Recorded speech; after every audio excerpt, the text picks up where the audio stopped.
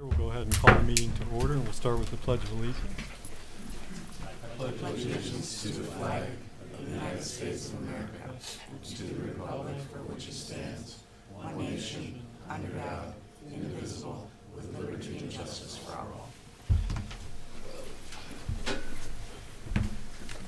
Okay, so welcome everyone to the May meeting of the Union Township Planning Commission. Roll call, please. Buckley. Here. Clark Cody. Here. Darren. Here. Fuller is here. LaBelle. Is he excused? LaBelle was excused. Shingles. Here. Milky. Here. Squatrito. Here. Webster. Here. Okay, thank you. So we last met on April 16th, and you have minutes from the April 16th meeting. Are there any corrections to the April 16th minutes?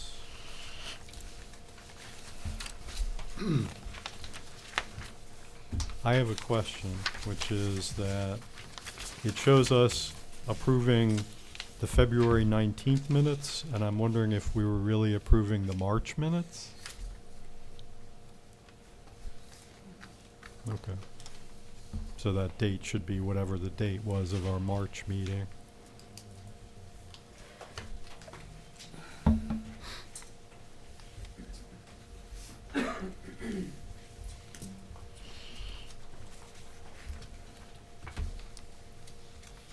Move to approve the minutes with the correction of the date for approval of minutes to March.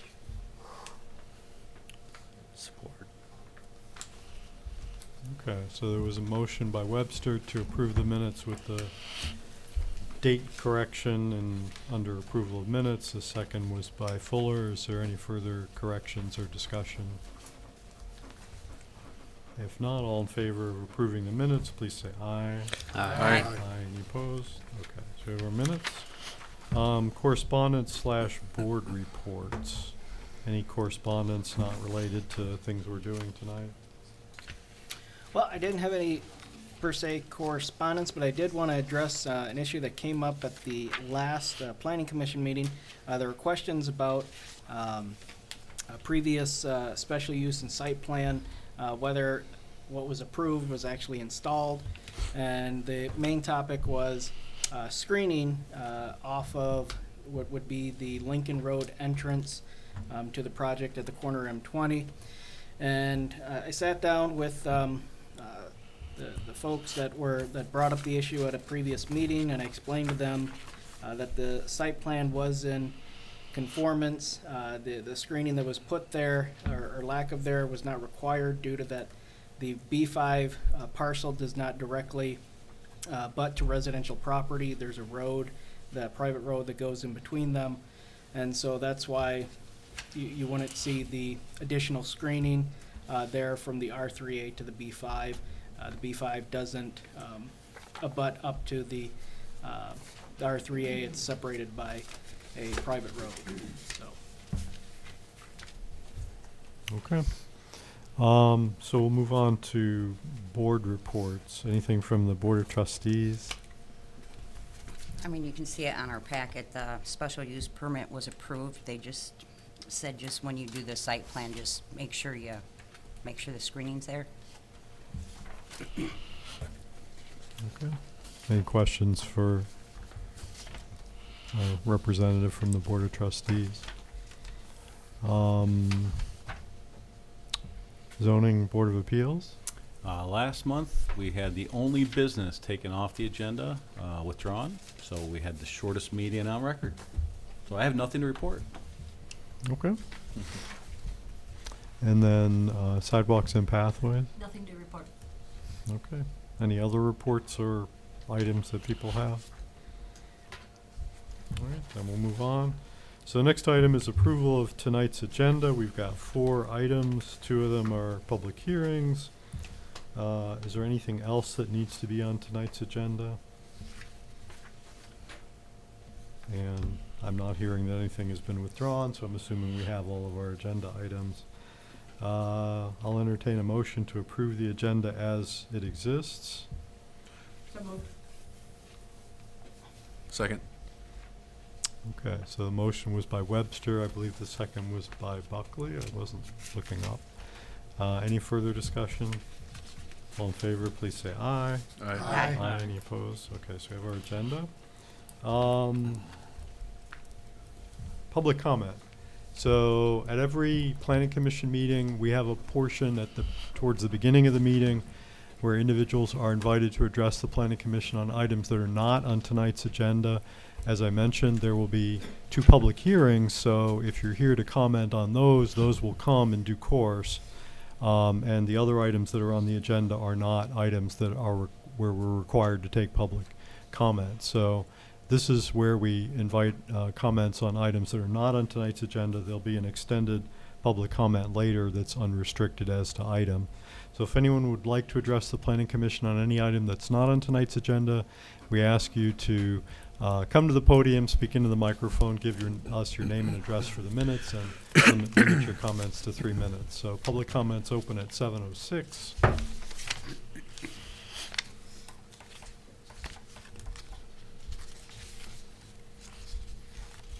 And seeing none, we'll assume that folks are here to speak to other things, so we'll go ahead and close that back up. Okay, so we can move on to our new business items. As I mentioned, we've got 4 of them. The first is a text amendment, 2019-01, involving solar energy systems, and and this will include a public hearing, so I'll ask Peter to introduce the topic. Okay, so basically what we have before us is a text amendment. We don't have many requests for these. Just to remind the board, the process is very similar to a zoning map amendment, but instead of a rezoning change, you're actually amending the text of the zoning ordinance. So it's the same process, starts with a public hearing at the Planning Commission, it moves on to the County Planning Commission for review and comment, and it moves on to the Board of Trustees, where they'll ultimately decide to either adopt the zoning change or not. This request comes from an applicant who had submitted a site plan. The site plan called for an accessory structure that would be used for solar energy that would be used on site. Currently in our zoning text, this type of use is pretty restricted to only residential dwellings. For example, if you want to use solar panels on the roof of your garage or your house for your on-site consumption. Doesn't really speak to anything beyond that. In consultation with our consultant from McKenna, we tossed around a few ideas, and the best scenario we came up with was that it really would be a stretch to consider in our zoning ordinance the specific use of solar energy on site as just another accessory structure such as a garage. And so that the best way to handle the issue would to be seeking a text amendment. Now, you've had in your possession for some time now. We have not tackled it yet, but our consultant, before we got started with our first part of the zoning ordinance process, provided us with a draft for solar and wind energy. This was designed specifically to go into the new zoning ordinance, not necessarily to be updated right away in our current zoning ordinance. But I provided the applicant with a copy of that draft. They felt the draft was sufficient, that their project would be able to meet the needs and requirements that draft called for. And so the applicant has requested a zoning text amendment. So if adopted, this zoning text amendment would not wait until the new zoning ordinance. It would amend the current zoning ordinance. You could always, again, include it in the new updated amended zoning ordinance, but this change would happen before the rest of the updates that you're thinking of in one large new zoning ordinance. And so we are holding a public hearing as required. It is again based on the draft that was provided by our consultant.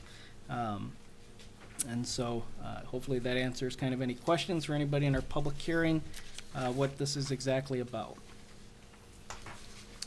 Okay, so with that, we'll move on to the public hearing. So I want to mention that the The applicant will have their own opportunity to address us, so the public hearing really isn't specifically for the applicant to speak to us. It's really more for the public who aren't the applicant to go ahead and give us their opinions if they have them. So once again, we ask people to give us your name and address for the minutes, address your comments to the commission, and we want to give everyone an opportunity to speak, so we'll ask everyone to limit at least their initial comments to 3 minutes.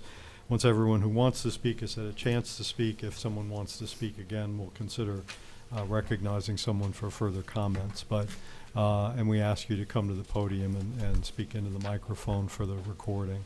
So the public hearing on text amendment 2019-01 is open at 7:10.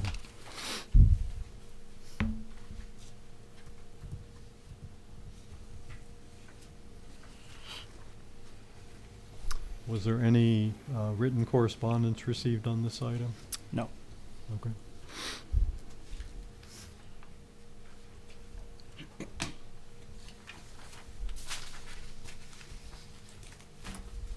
Going once.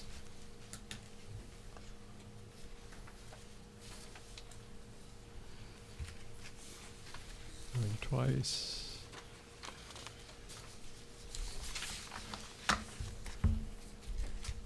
Okay. So for the moment anyway, let the record show that there were no public comments offered. If someone comes in the door breathless in the next couple minutes and wants to speak on this, we'll give them that opportunity. But we'll go ahead and close the public hearing. And so you've heard the introduction that Peter offered. I'm guessing you're the applicant? Yes, sir. Okay, so if you'd like to go ahead and give us a kind of an introduction to your project. Yes, my name's Ryan Smith. I'm here from Lone Maple Development, both as a member of the entity and the property manager.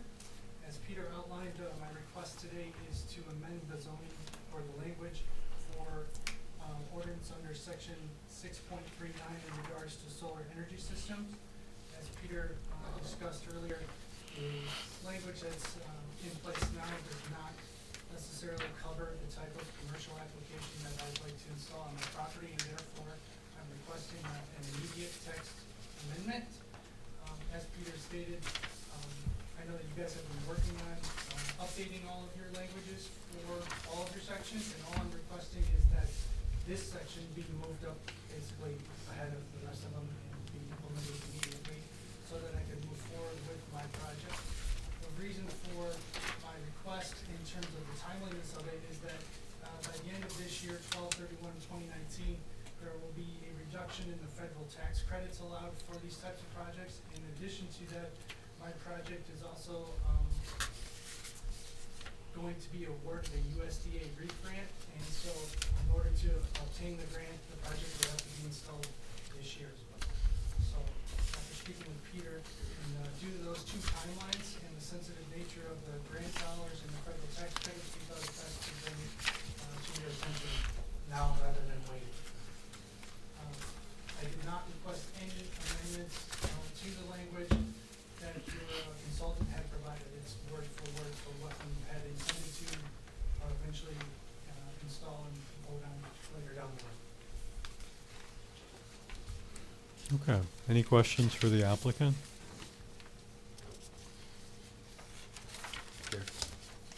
Brian?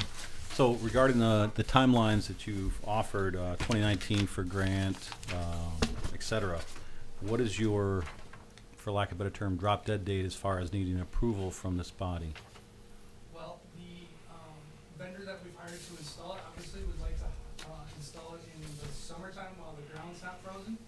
So drop dead would be in late fall. It takes about a month to 6 weeks for them to do the installation and then get with consumers another 2 to 3 weeks to what they do in interconnection.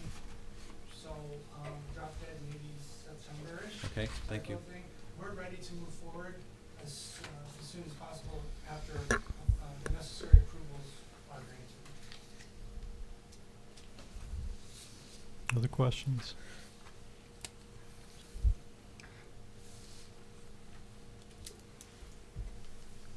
Okay.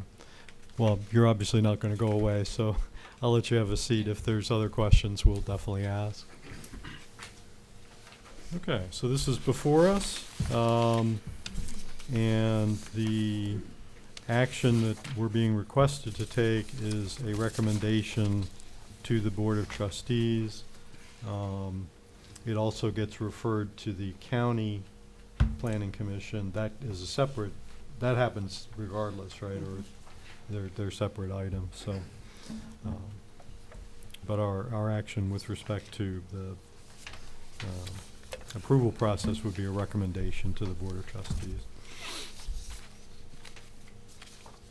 Ryan? So I asked that question to the applicant primarily because, I mean, this is a big deal. And as a planning commission, we haven't reviewed this portion of the ordinance, the wind and solar.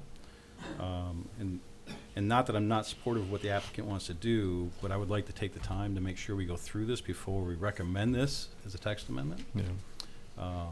Even if we're not able to do it with a consultant, we should do it together as a planning commission. So my feelings on this is that to try to meet the applicant's desire, it would be nice to get something on the books regarding this. And if we're able to do it sooner, great, but I want to do it together and make sure we're dotting our I's and crossing our T's. Yeah. Did we nail down a date? Yeah, that was what I Next was conversation going to date. ask. Do we have a date set for for that meeting? The results of the special meeting, just to give everybody kind of clarification, we've decided to break up our new zoning ordinance into 3 parts. We reviewed the first part, sections 1 through 5. The next on our docket is 6 through 10, and then a third part, 11 through 15, would come later. We're in the process of scheduling a meeting for sections 6 through 10. The dates that I sent out, we have response from all the planning commission members. The closest we can get to is basically we'd be short either meeting date that I sent out. There is one meeting date where we'd only have 1 absent. I did bring up the ideas of meeting in early June, and so I could send out specifically, I was thinking Tuesdays and Thursdays, an updated poll to you guys through email to see if that would work. I think ideally we'd want to be able to get all 9 members present. I know it's not always something that can be achieved 100%. Things come up, people have lives. But right now, if we did meet, the day that we had was, I believe it was May 29th, next Wednesday, but we'd only have 8 out of the 9 available. Now, the thing that I wanted to mention to you is in your memo for the objective that I gave you for tonight's meeting. It says, following such hearing or hearings, the Township Planning Commission shall submit the proposed amendment to the County Planning Commission for proper action. The Planning Commission shall submit the proposed amendment along with its recommendation to the Township Board for consideration within 60 days from the conclusion of the public hearing. And so that's in our ordinance by our statute, the flexibility that you have. We are very likely to meet with our consultant before our next June Planning Commission meeting. So we've satisfied the requirement. We held a public hearing. We've taken that. You now have 60 days to make a recommendation.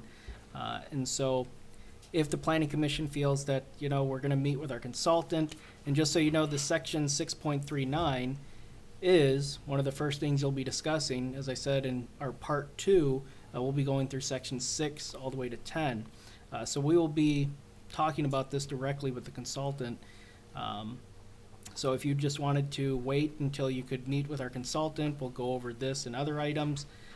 You'd still be able to have a recommendation very likely at the June meeting, which would be then within your 60-day allotment that you have for these type of requests. So I don't want you to feel that you should delay just to delay, but as commissioners have brought up, it's an important topic, subject matter in our zoning ordinance. So I don't want you to feel that there is an absolute need to rush right away.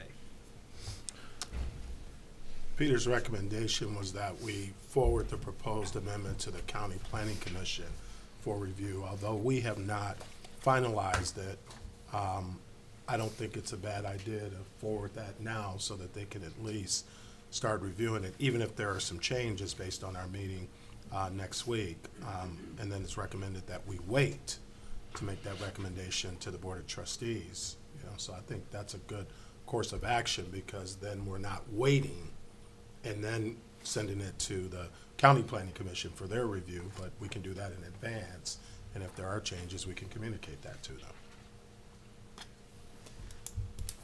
Can I just seek a clarification? What is the role of the County Planning Commission? What do they specifically do in They this have, process? I believe it's 30 days to review from receipt. When we have a text amendment or map amendment, once they receive that, they have 30 days to, let me get this right. Okay, following hearing, Township Planning Commission shall submit the proposed amendment to the County Planning Commission for proper action. The approval of the County Planning Commission shall be conclusively presumed unless such commission shall, within 30 days of its receipt, have notified the Township Clerk to the contrary. So they have 30 days to, once we give it to them, to give us a review and comment. If not, it's presumed that they have no issue with the change. Okay. I guess, I mean, I hear, what Stan is saying makes a lot of sense from a practicality and economy of action standpoint. I just want to understand, since we haven't officially approved it yet, if we send it over there and they look at it and then we end up making some changes, do we have to send the changed one over there as well? And for the same month of consideration? No, you send over the proposed. The way this works, which, something like the text amendment can even happen, is you can submit the text amendment, make a recommendation to the Board of Trustees. The Board of Trustees can then submit it back to you, saying that they rejected it and they'd like to see changes made. You can then send a new version and it can go back and forth. But that first proposal that goes to the County Planning Commission. And, I know you guys are outside of our one representative from the Board of Trustees.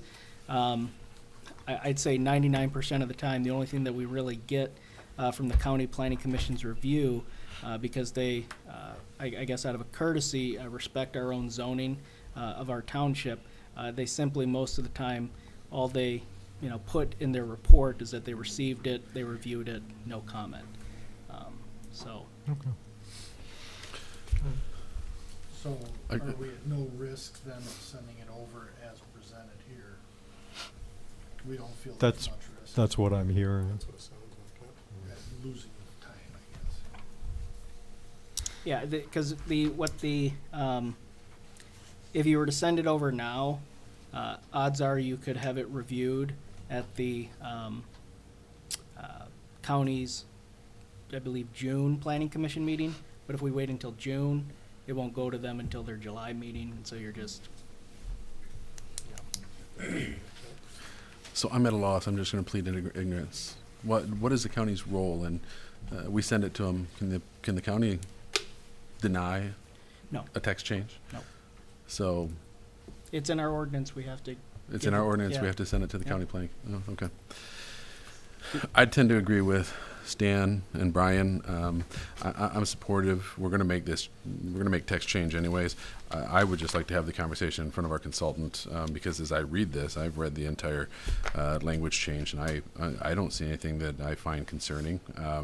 But I don't know what I don't know, and I'd like to be able to at least bounce it off the consultant beforehand. But I would absolutely believe that we could make a decision at our June meeting about finalizing a text change. Brian? The only other concern that I had, and it's been alleviated largely, I think, is we have new definitions that we've reviewed for our upcoming rewrite of the ordinance. And I don't know how much that plays into this document. There is supplemental definitions at the beginning of this, which is very helpful because they pertain to this section alone. But I do kind of want to that's one thing I want to watch for, is if there are definition changes that this relies on, that we don't lose sight of that.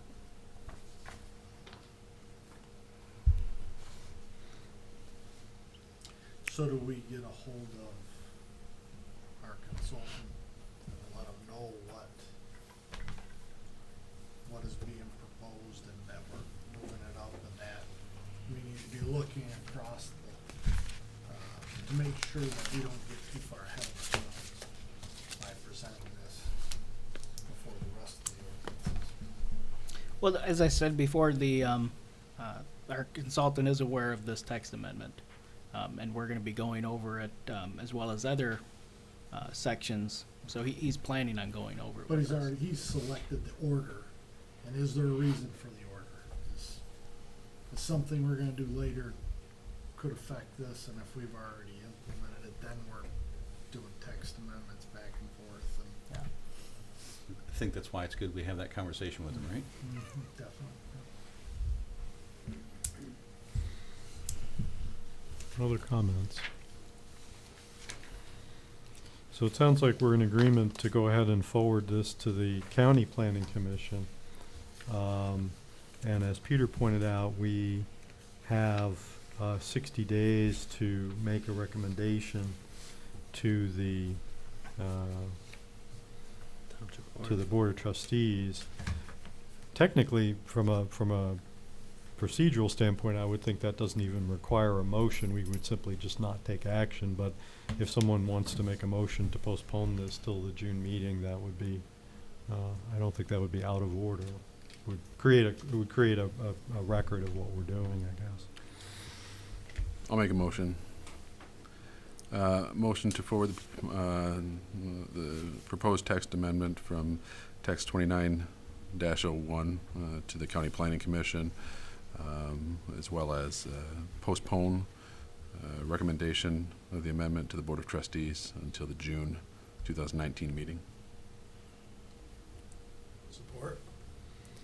So the motion was by Buckley as stated, send it on to the County Planning Commission and postpone making a recommendation to the Board of Trustees until the June meeting, and the second was by Shingles. Discussion?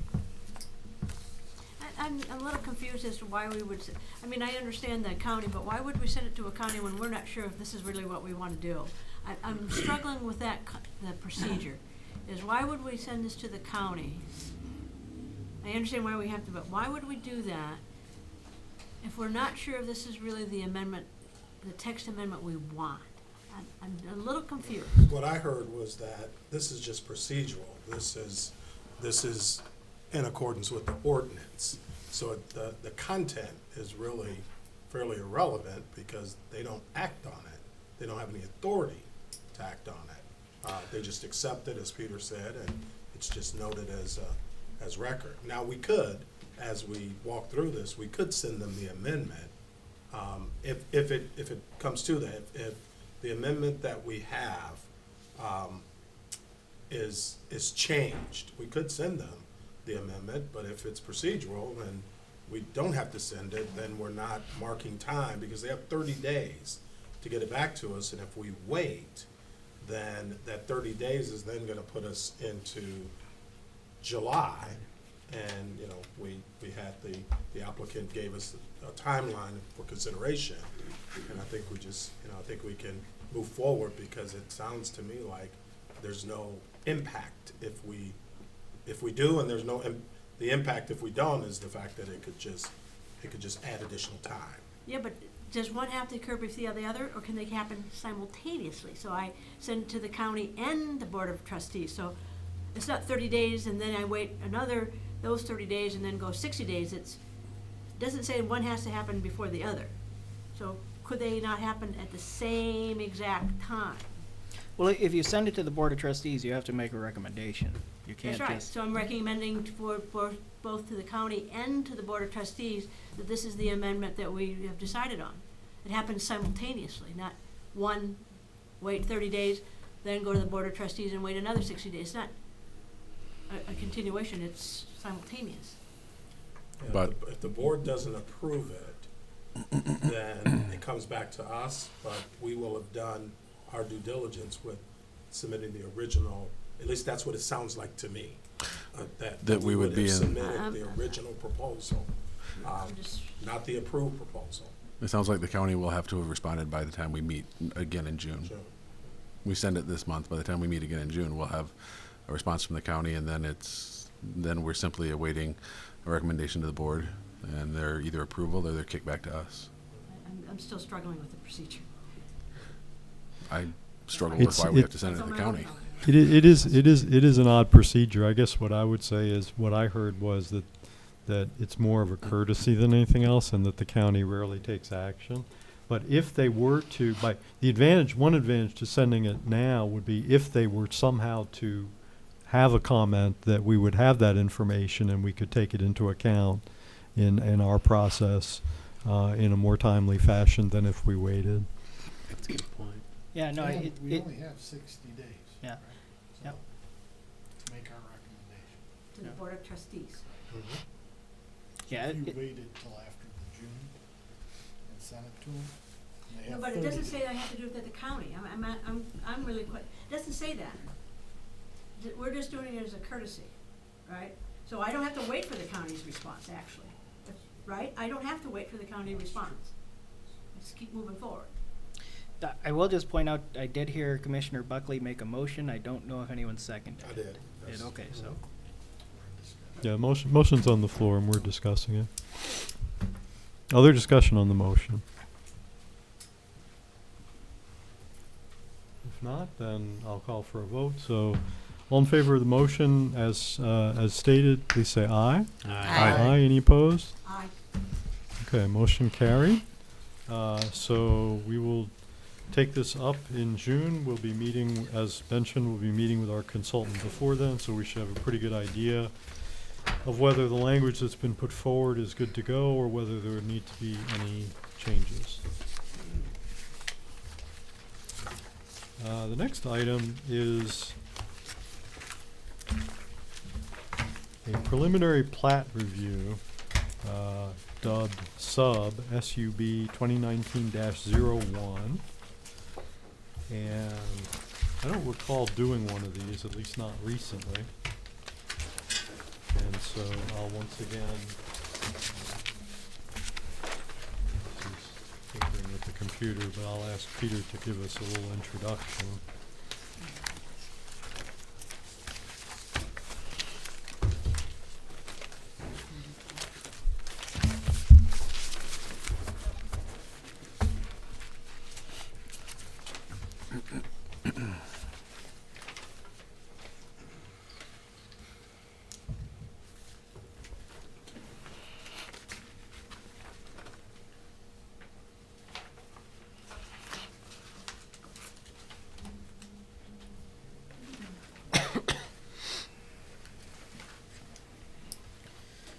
Okay, so our next item, we have a preliminary plat review. This is to amend an existing plat. Recently, the township was involved with a vacating. Let me get to my. Okay. Okay, so the township was recently involved with a vacating of certain streets, roads within a plat that has existed for quite some time.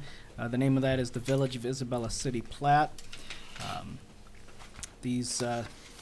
So for this project to take place, that step had to first take part. It was involved in court, and that matter's been settled. And so now the applicant is before us with a preliminary plat review. To give you an idea of how this process works, plats, they require two processes, a preliminary plat review and a final plat review. Both the preliminary plat review and the final plat review take place both at the Planning Commission and at the Board of Trustees. Once that process is done, it is then official, and so it's a rare item that we come before where it actually involves two meetings at both the Board of Trustees and the Planning Commission. I outlined in for you the objective. This is from our ordinance for subdivisions and plats, what to look for, what to do for the preliminary plat review process. It says, upon receipt of the preliminary plat from the governing body, Planning Commission shall review said plat for the purpose of checking its compliance with the comprehensive plan, major street thoroughfare plan, and other specifications of this ordinance, Subdivision Control Act board specifications, written approval with changes indicated, indicated recommendations of approval, preliminary plat shall be submitted to the governing body for consideration. Written approval by the commission shall be indicated on the preliminary plat, along with any changes or requirements that said commission may take, constituting acceptance thereof as a basis for the preparation of the final plat. And so basically, the preliminary plat, it's an option for you to, you get a first look, and then you're able to give input, request changes, and then the Board of Trustees, they get the same opportunity, the first look at the plat, to suggest changes, require changes, and then it is brought back to you for final plat approval.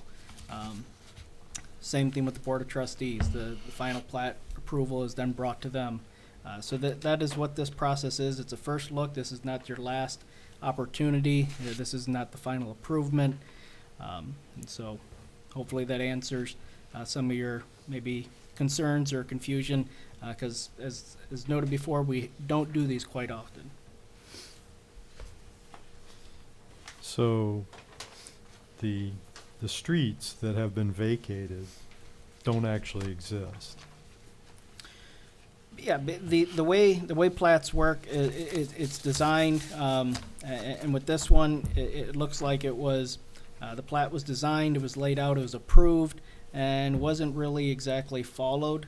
And so but despite it not being maybe followed to, perfection, if you were to do future development, this is why at this point you have to make the corrections before you can move forward. You can't just start putting, for this project, it's going to be a residential development, and so you could not just say, well, I'm just going to put a house there even though the plat says it's supposed to be a road.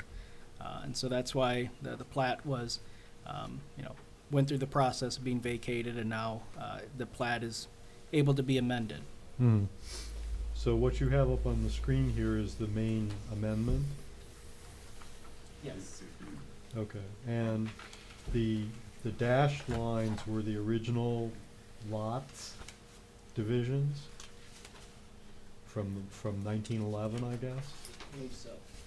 And so the bold black lines are, I guess I was confused why that one's lot 7 and that one's also lot 7. And yet there's a line dividing them.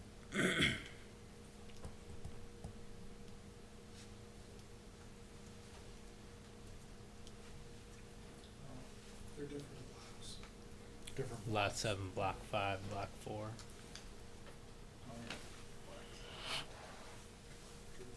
I see the blocks, but then there's also these lot numbers. So there's lot 7 in the upper left, there's also lot 7 in the lower left. Are they the same lot? That would be for each block. Would you like me to explain? Sure. Okay. This plat was done nearly 100 years ago. Back during that time period, you were allowed to have lots and lots. So you could have 20 or 30 blocks of a subdivision, and you could have therefore 20 or 30 lot ones of a subdivision. Because the legal description would be lot 1 of block 1 or lot 1 of block 2.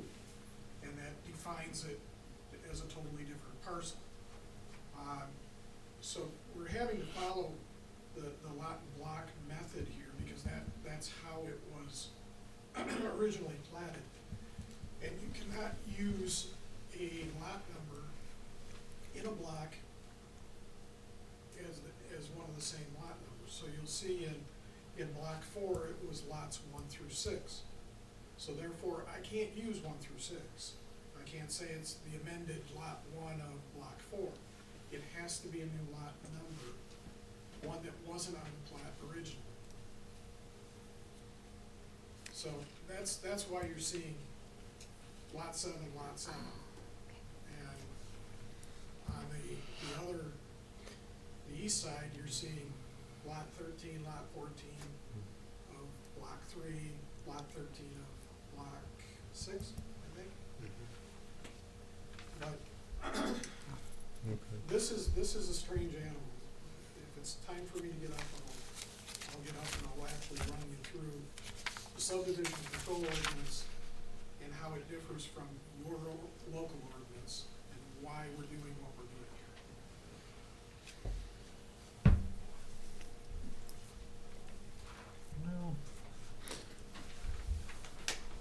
Do we want the long version or the short version? I guess I'm trying to understand where this is leading. I mean, this is planning to be developed, I guess? It is planning to be developed. As Peter said, you can't drop a building across a platted road. Even if the road commission abandons the road, you have to go through the planning process to vacate that. So you have to do both. We've done the local work, the road commission and the township. So it has been abandoned. But until I go through the planning process, I can't vacate. Okay. But this is not a traditional plat. Traditional plat would be a developer coming in, wanting to go through the Plat Act, brings a preliminary plat. There's specific criteria for a preliminary plat. This is an amended plat, which is a court-ordered plat. We went to circuit court. The court ordered what you see to be done. All the neighbors were notified, and all the utilities companies were notified. They then enter a judgment, which gives me 90 days to amend the plat. There is, in this process, no preliminary plat. It's what you turn into the court, they issue their judgment, and then you complete the final plat. But your ordinance specifically says, we will come here for a preliminary plat. It will come before the planning commission and then the board, and then you will come again for the final plat, both meetings. There's nothing in your ordinance that addresses the fact that circuit court circumvents preliminary plats. Well, so Peter and I sat down, discussed it, and said, okay, well, let's just run it through so that we're not violating something on the township side, even though circuit court says, no preliminary plat, no final plat. So we're just trying to cover all the bases. That's why you're not seeing what you would normally see in a development for a preliminary plat. All the contours, the adjacent, because the court didn't order that. But we felt that we still needed to bring it through the process so that there were the approvals on record. And as far as modifying it, let's say you were to come out and say, well, you know, I really want to see lot 13 be twice as big. I can't change it. The circuit court has already ordered it to be done this way. The only reason that lot 13 in block 3 is that way is where you have properties. The small one. That small little, there's that part and then go across the dashed line, that's somebody else's. And so therefore they wanted that parcel to be left intact, and that was the attorney general.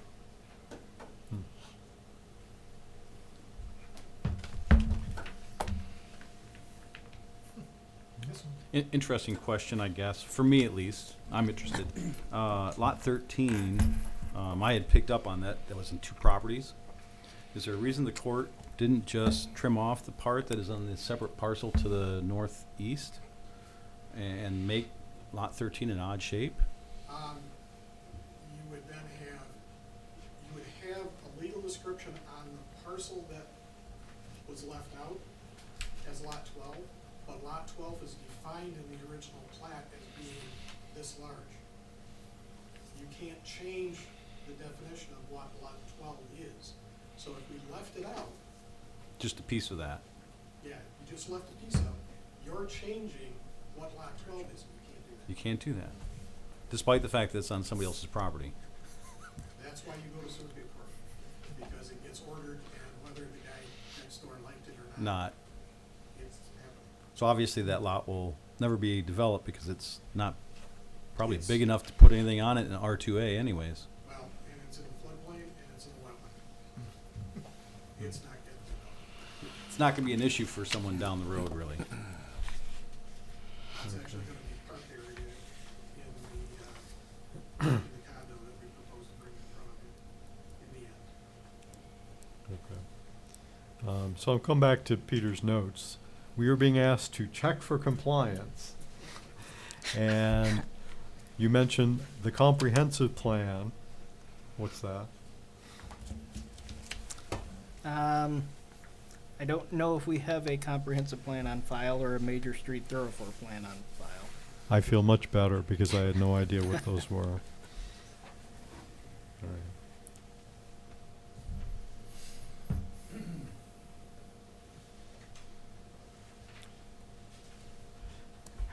I guess we're wanting to know what we should do to do our due diligence. Well, even if it's not in compliance, it doesn't sound like we can change it anyways. Yeah. I think we just got trained and that was probably what we could do. Okay. I'm simply curious in terms of the recommendation. Approve preliminary plat with comment. What is our comment? We have approve it because we have no choice? I mean, I guess for the record, I'd like to include the court order. I mean, that, yeah, we can recommend approval for, or we can approve it, noting court order to approve it as presented. And if you'd like, I have a copy of the final outcome from the court. And so at our next meeting, when we're at the final plat review approval, I can provide you all with a copy of that so you have it in your packet. yeah, I think it'd be good to file that with the ultimate motion. It covers the township rear to say, hey, we had no choice in the matter. I, To the board of trustees. I guess I have one other question because this is a great learning experience. The odd dashed line, that's the property line. Which, dash, I'm sorry. This thing? That is actually the property line of the adjacent party, yes. Okay. Absolutely nothing out in what's fondly called as Dogtown, runs with the platted subdivision.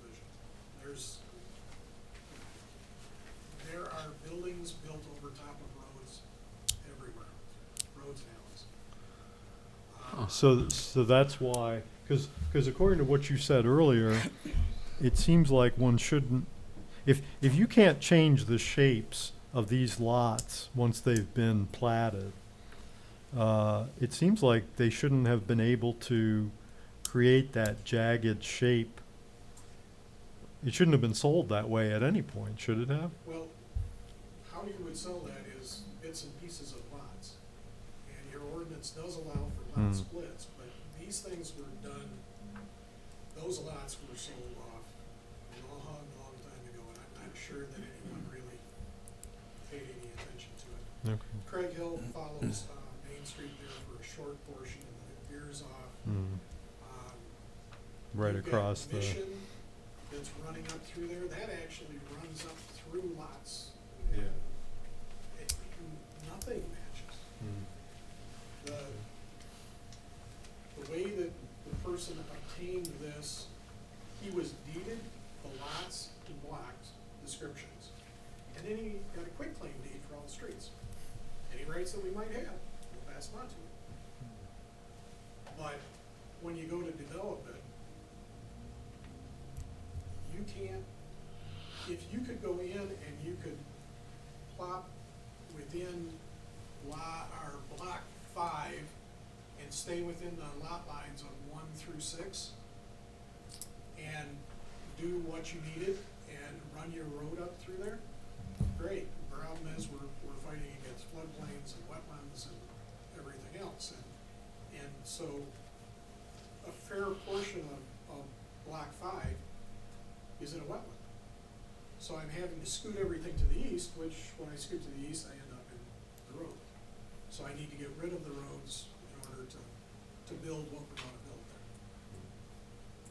So, Yes, the only roads that were taken out through the court order were the portions that are within this black border, right? and the reason that we narrowed it down to that point was because other than the one tiny little piece, we own property all the way around it. So we controlled the ownership all the way around. When we were at first thinking that we were doing a good thing, our first run at this was all the alleys, all the streets, all the, we're gonna take care of it all. And then every abutting landowner got to voice their opinion. And you can't get three people in the room to agree to anything. So we backed it down to, this is all we can get agreement on. And we're moving forward. That hard to get rid of non-existent roads? Yeah. Okay. It's literally a year-long process. Because we've been bouncing things back and forth with the Attorney General for probably 4 months. It did come to the Board of Trustees too, like months ago, Yeah, that was for the to get rid of the road, abandonment yeah. of the roadways for the vacation. For those who are around, if you recall, an abandonment of an alley is one of the things that slowed the Holiday Inn project down. Mhm. So it does take quite some time. Okay. So. We ready for a motion? Yep. Yeah. Motion to approve preliminary plat with the rationale that there's a court order to define that plat. And forward to the Township Board of Trustees for preliminary review. Second. So a motion was by Buckley to approve the preliminary plat and note that it was the result of a court order and forwarded to the Board of Trustees for their preliminary review, and the second was by Webster. Further discussion? Oh, Brian. Would you be willing to amend that to include the court order also be sent to the Board of Trustees so they have that in front of them? Yes, yes. Sure. Can you do that? Can we amend that No, motion? I mean, can you Oh. send court order? No, well, Peter said he had a copy. There's Yeah, no I'm way I trying to can- recall if the Board of Trustees, if you were already given a I copy think or. we already have a Okay. copy. We Okay. can send it to him again.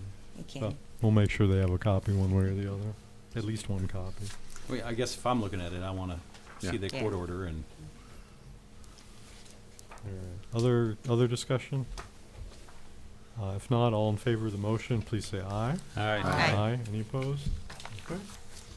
So, we'll look forward to seeing you again next round. So next item is just a simple site plan review. No public hearing, no courts, no nothing. I'm going to declare conflict of interest for item C and D on tonight's agenda. Okay, and you are an employee of the Developer. applicant, correct? Yes. So we've done this before, and this is kind of standard procedure for us. Is there any objection to the declared conflict of interest or perceived, declared possibility of a perception of a conflict of interest? All right, hearing none, you can step down. And so we will proceed. So this is, as I said, is a site plan review, 2019-05. You might recall that we approved a rezone of some property a while back, and then we approved a special use permit. And the special use permit was ultimately approved by the board. And so now they're back with the site plan. This is for an expansion of a self-storage facility. And this is the plan. And the folks are here, so I'll invite the applicant to come forward and address us and stand for questions. Good evening, my name is Tim Levy, I'm a Central Michigan serving in Dalton, 2257 Springfield Road in Union Township. This plan you've seen before, it was in front of you last month for the special use portion. Now we're coming back through and just asking for the site plan approval. We have shown the screening as was required. There's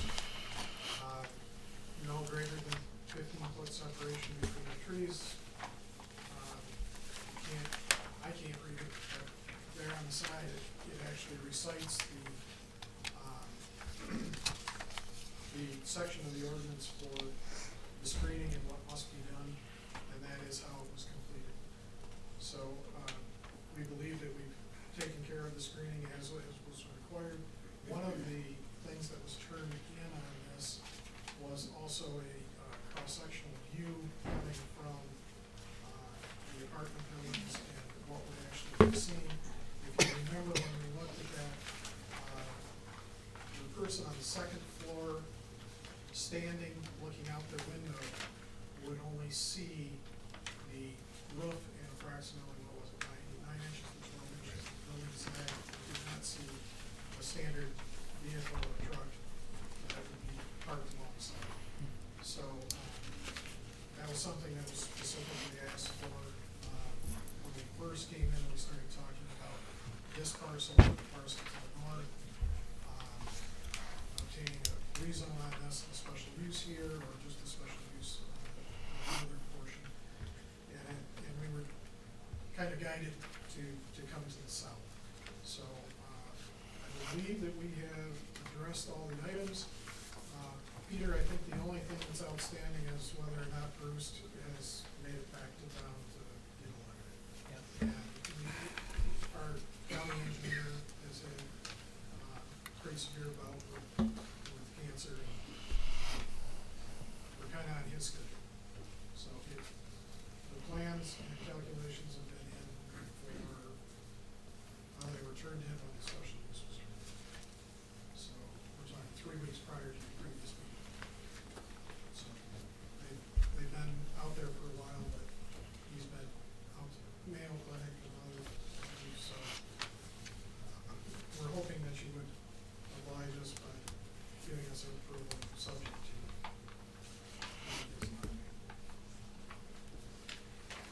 As I noted in your memo, we sent out the packet. We did not yet at the time have all outside approvals. Since that time, we've obtained approval from one of the two missing that was from Township Utilities, but as Tim, the applicant, has stated, we don't have yet stormwater management approval. Of course, this is, as Tim also noted, this is not something new to us. It's something that we've been working with throughout this year, unfortunately. Well, just, I mean, looking at the topography map, it looks like this is, and I have to admit, I haven't walked this actual parcel. I've driven through the property and looked around, but this looks like a parcel that's not very flat. I've never seen, the lines are very close together. So it seems like you're gonna have to substantially kind of move dirt around, and you've got this, what I wanna say, catch basin or whatever. That's gonna have to be fairly substantial, I imagine.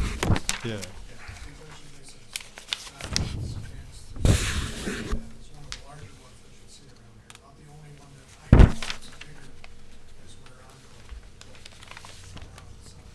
Yeah. So, I mean, the drainage plan is an important part of this project, I guess is what I'm saying. Also, I note that there's some wetlands marked on here. Did that require special? They were delineated and determined to be non-regulated. Okay. That's why we did it. Okay.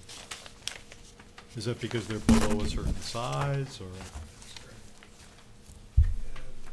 I'm not a wetland specialist. I know just about 3 acres.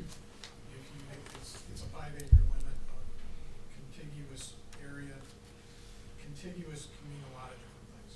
You know, if the water table somehow is touching the hydraulic soils, you don't even get the right term. Yeah. So there's a lot of different things. That's why you call specialists in there done and determine whether or not they are regulated or unregulated. They were little pockets that were not.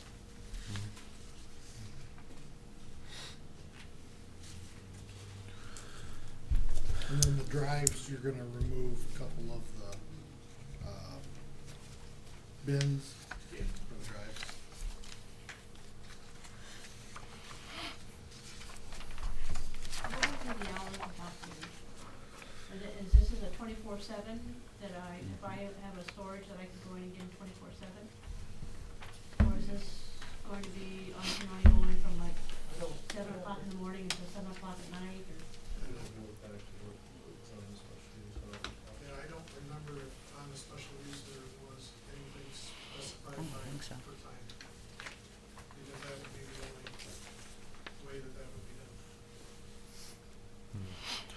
Time limits would have been decided at the special use, though.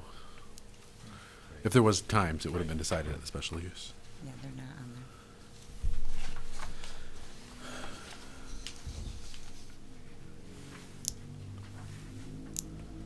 there. I'm curious. I appreciate your concern, Phil, about wanting to understand drainage and that approval. Procedurally, can we approve without? Did we change that procedurally? Can we approve pending an approval, or had we decided as a body at some point that we wouldn't approve site plans without all approvals in place? It has been our process for quite some time now that we do not approve site plans without all the outside agency approvals first. We have, though, this year, we've had site plans before us that had not, due to circumstances, not yet achieved approval from only the stormwater management, but had received approval from all the other agencies and met zoning, and were then conditionally approved on the condition that that stormwater management approval is met. And so it's been our policy to not, but we have this year due to the circumstances. So. It's kind of where I stand. I feel as though it's not the applicant's fault that the approval hasn't come through. So I feel like if we should be able to deliberate and approve conditionally tonight, if that's what we choose to do, just by virtue of the fact that it's not the applicant's fault that that last approval hasn't come through. I'll provide support on that too. My first reaction when I was reading through it was, oh, we don't have approvals. Why is it before us? But obviously at this point, the only one that's not in is the one that is under special circumstances. And I agree, it's not a fault of the applicant.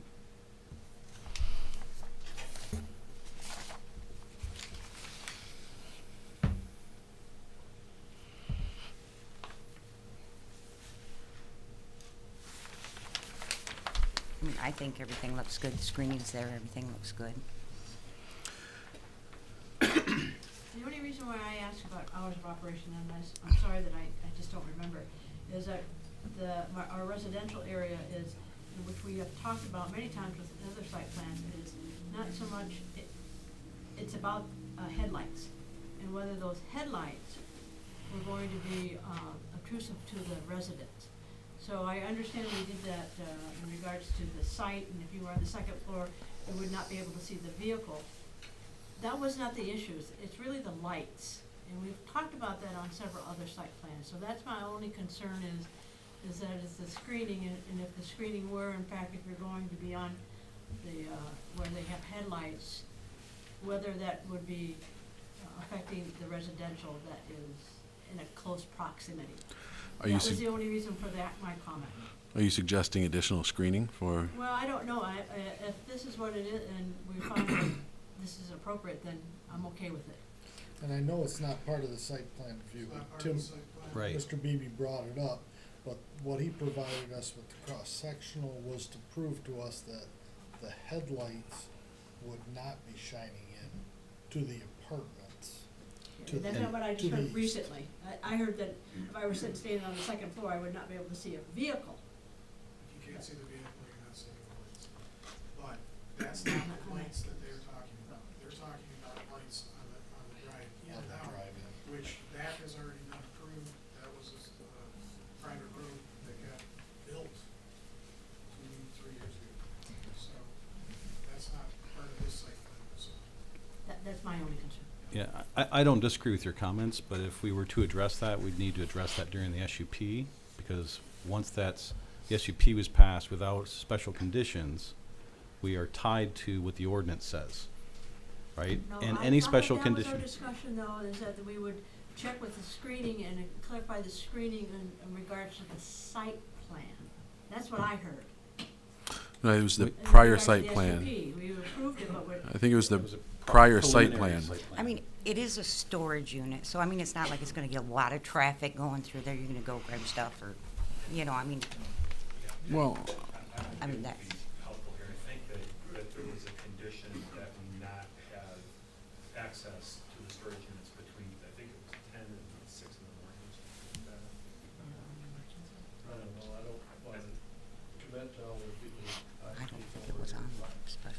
Well, what, yeah. It would be whatever was agreed to in the Yeah. special use. Right. And if it was addressed in the special use, that's what it would have to be. That is correct, I understand that, but I just don't remember that, and that's why I asked about it. Mm. That's fine, I'm clear. I'm good. Yeah, so just to be clear, we don't have authority to address that now. Yeah.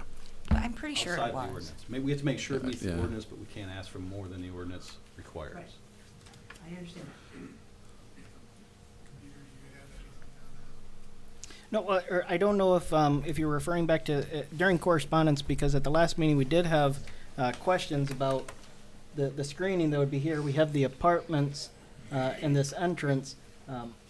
The reason why we couldn't enforce any kind of more screening along here is because although this is residential and this is B5, they're not abutting, they're separated by the Right. road. And so you can't enforce screening out. That was the along- conversation we had last time was, Yep.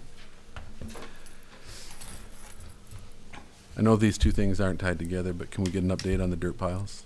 Dirt piles, I know that there's a timeline on them, I know that they're hauling away as fast as they can sell it.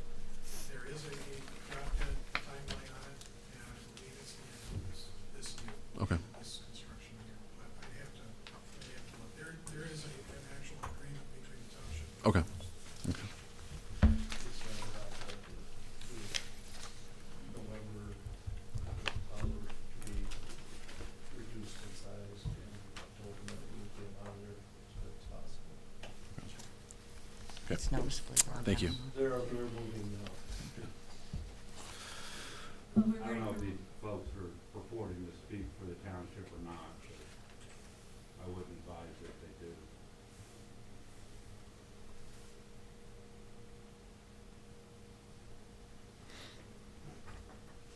How should we take that? I'm not sure what you're asking, what's being asked. Well, we've inquired in the past about the large piles of dirt that are there, Right? and I wasn't aware previously that there was if there's an agreement in place with the township.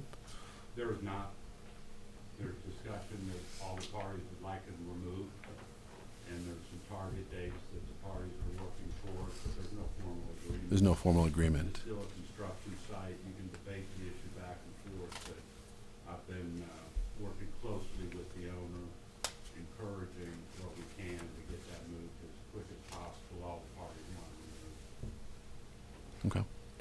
I'm assuming you asked because we continue to get asked by residents about it. Correct. right? Yes. Yes. Discussions, and I'm sorry. Well, and I acknowledge they're not the same issue. It's not the application we have in front of us. Are we ready for a motion for this particular? I have one more question, but we're getting there. I want to come back to the retention. Yes, Do we want to call it a retention pond or retention it's a retention basin. basin? Okay. What blank year flood will that hold? Over 100. It's in excess of 100. Okay. What's, The requirement is 25-year with controlled outlet of any stormwater over the 25-year. This can hold the 100-year. okay. So when we get the 250-year flood next month, where will the extra water go? Where does it, when it's full and it's overfull, where does it go? It's If it were to ever crest Hmm. and actually break out of the detention basin, then it would have to, it would end up going to the west and north. West and north? Okay. It would go westerly out the ditch line that's on the south side of the pond, because that's the lowest portion of the adjacent property. Mhm. And then that property drains generally to the north. So if you were to actually have an overflow, which, if you did, look for the 2x2s walking towards a large boat. But if it did, that's the direction it would take, because going to the east, the land rises, going to the south, the land rises. and to the north the land rises. So the only way out of there, after it's completely built, is out that soil area along the north side, right south of that wall. It would overflow to the west and then trans. Okay. And 20. I mean, I agree with Ryan that we've had as our best practice not to approve things without all the approvals, but this is clearly a kind of a special situation. But I do want to say that I certainly hope that whoever ends up doing it, that this receives a careful consideration by the Drain Commission, because I just think it's a really important thing anymore, given I mean, we're not getting them right now, but, there's a good portion of the country that's underwater, so I think these things are gonna happen. Well, particularly given the next application. Yeah. So, Yeah, and just another development that's gonna take place in that area. So you said this is excessive. Is part of that because of potential future development in the area? Based on the depth that I needed to get the pond down to, in order to drain properties which were to the northeast, there's a certain depth that I needed to get down to. Then when you're building the area, you can only build it up so far with side slopes. It generated a pond that was good size. I probably have the ability to store 5 to 7 extra acres of approved property. It's good to hear. Other questions or concerns?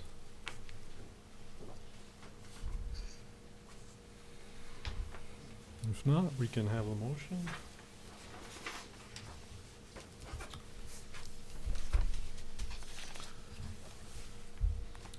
Move to approve SPR 2019-05, pending, or with the condition that the stormwater management is signed off by the county. Second? So the motion was by Milky to approve site plan 2019-05 with the condition of county stormwater management approval, and the second was by Cody. Further discussion? If not, all in favor, please say aye. Aye. Any opposed? Motion carries. Thank you. Next item is a special use permit application 2019-03 for a new building, including a filling station and Mitchell's Deli at the corner of M20 and Lincoln Road. And here's an overview of that site plan, but this is a special use permit because that parcel is B5, but a filling station is a special use in, actually it's a special use in all of our zones, isn't it? I know for B4, B5, yes. Yeah, okay. So, I'll let Peter introduce it. Okay. So we have before us a special use request. This of course requires a public hearing, and so we'll be having the public hearing. As the chair noted, this is a special use within the B5 district. It's zone B5. Actually looking at the zoning now, it's a special use in the ag, B4, B5, B6, and B7 districts.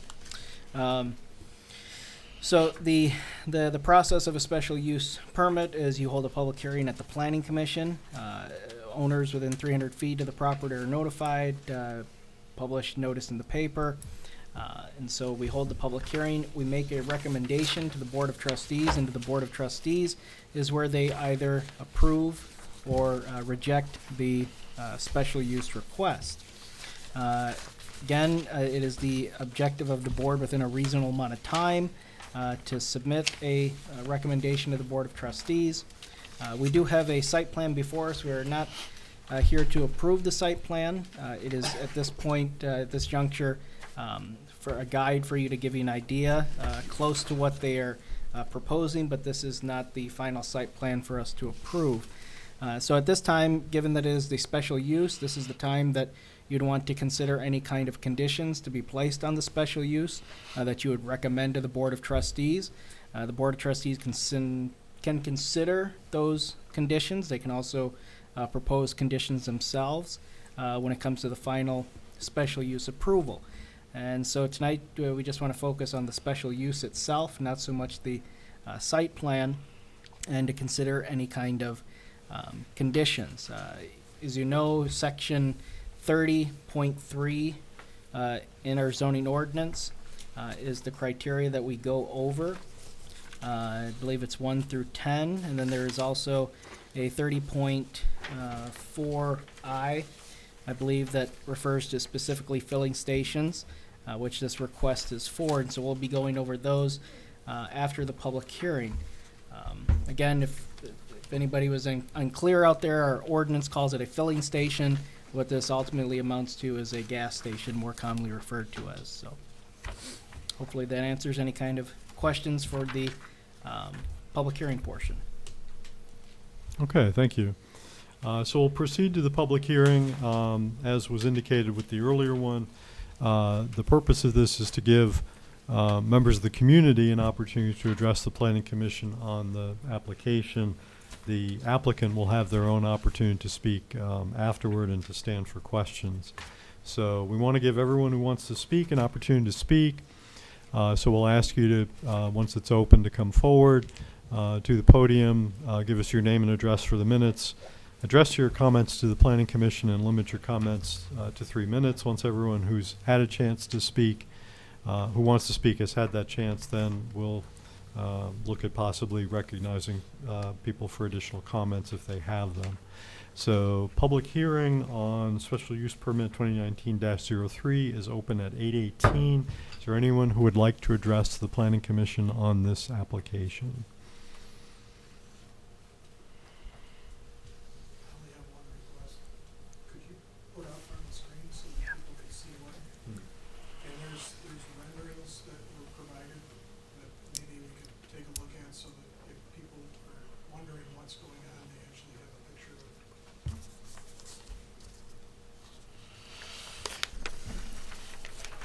They'll try to bring those up. So public comments, anyone?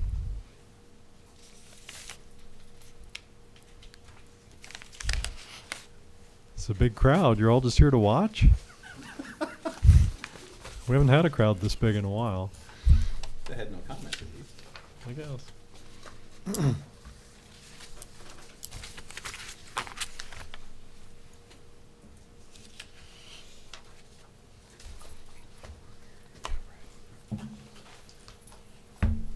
Computer has been known to act up.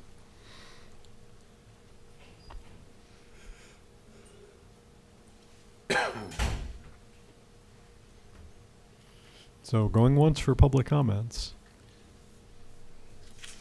I might wait till they get to see. Maybe that'll spark something. I think it was a good suggestion to make that available. Is that reasonable, Chair? Yeah, I'm not closing it Oh, okay. just yet. But I'm not also seeing any pictures. You want me to be an easy? See, I don't know if we have a digital copy of the renderings. If anybody in the audience would like to see it, I'd be glad to share mine. Just raise your hand. If not, that's fine.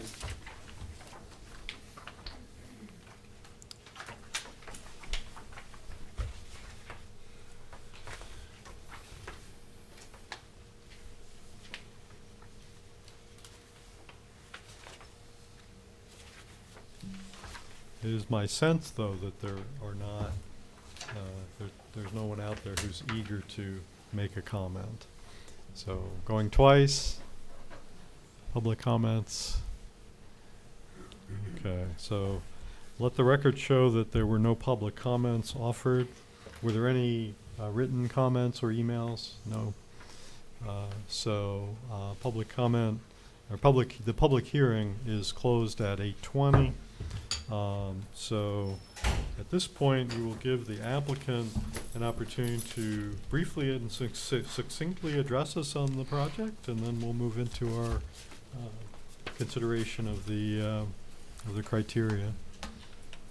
You always give me that caveat, briefly and succinctly. Joseph Quant, I'm the attorney for the applicant. With me is Chuck and Rick McGurk, Dean and Jamie Mitchell, and Tim Beebe. As you know, the project is basically a 3.3 acre project that's going to encompass a new home for Mitchell's Deli, and also provide some convenience store type services, as well as the filling station portion of it. We'll let Tim probably talk a little bit more about the site plan details, although we're not here for site plan approval. Certainly we would encourage you to give a shot at the site plan, so that when we are in that stage, we can give you something that you're interested in seeing. So, Tim, you want to try the site plan? Like Joe said, we're not here for the approvals, but we did do some things that I'd like to point out to make sure that you know that we have been talking to NDOT and to the road commission. The existing access points are being slid away from the intersections, and we're putting in an interior road system so none of these parcels, there's 3 parcels right there in that 10-acre corner, and they will be taking access to these interior streets and being focused out at points that are far enough away from the intersection that we don't have the current problems that we have. If anybody's gone into where Mitchell's currently active, there's a right in, right out there, very close to the intersection. It's not the ideal place. So we're backing that off, basically splitting the distance between the private road and the corner, so that we can bring that access point out, where that, you can see the flare. Whoops, we had a really good picture. You can see how 20 flares down right in front of the old Tink's place. Right, yeah, on its west side, that roadway widens out and gets into that extra lane. That's where we're bringing that roadway out, giving that extra time for stacking for vehicles, giving the extra time for vehicles to get into the queue lines before they get to the lane. Same thing with the access point on Lincoln Road. That's being drawn to the south so that we have more stacking limits there. As you know, that section of road is proposed to be improved. We'll see what year that happens in, but there, I know People Arounds is working on design plans now, and when it'll actually be constructed is when the money's available, I'm sure. But we're working with the road commission on what their proposed grades are, making sure that what we're proposing meets up with what they're proposing to do. Also the alignment of the curb lines on that westerly side of Lincoln. So we are talking to all the different review agencies, making sure that what we're proposing is going to be acceptable and work into their future plans. So, site detention on this is actually going to be to the south. There's a large storm sewer which was brought down by the DDA that comes down along the west side of Lincoln Road. There's just lost me, I don't look at the site anymore. There we go. Where that proposed detention pond on the south side of that proposed road, that is where the county drain has extended to the west and provided storm outlet. It's, as you're driving down through there, you see the lowest spot that's out there. You'll see a catch basin that's part of the county drain system, and there's actually a 36-inch pipe that was extended to the west. So what we're doing is working with the county drain office to make sure that that pond will be a detention area that's common for that entire area. So it'll be a community detention.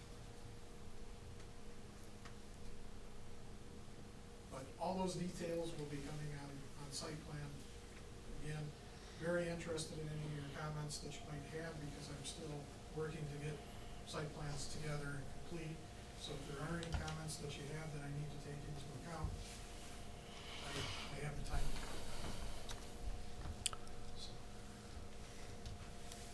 And if you have any questions on the drawings, I'm assuming the stormwater management doesn't have an issue with the detention pond being off on a different parcel at this point? You called it a community basin, but there's going to have to be, There'll be a basement that's why we have these days. between the two projects. There's, with private roads, there's agreements with private roads, drainage, access utilities, all of that. There's, when you're installing a system like that, that's not a public road system through, there's all kinds of agreements that go back and forth. yeah, that way if the applicant were not to keep the property and they sold it, that retention pond would stay. Right. Yeah, as well as their rights to the interior roadways. Right. I'll give you one comment on the renderings. Yes?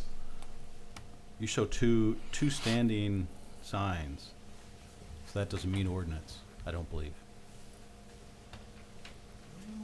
And I wasn't ready for that. well, no, I just The- that was the one thing that jumped out at I sit on the ZBA too, and we've had requests for some additional signage in the property, and that some of that's been granted to a certain degree. I know that gas stations are a little different, and I know, Peter, I know that you were working with us in Chippewa Township, and we were looking at the sign variance, how the Rise Road comes out to M20, the gas station over there. We were struggling with signage for gas stations. And I believe that what we will be asking for is increasing any signs showing that the gasoline prices, but also they will be advertising on the sign for that corner development. I figured this was just a rendering at this point. I would like to say that I'm talented enough to do those. I figured you didn't, but I had to make the comment. Oh, that hurt. Sorry, Tim. This is by Brenda.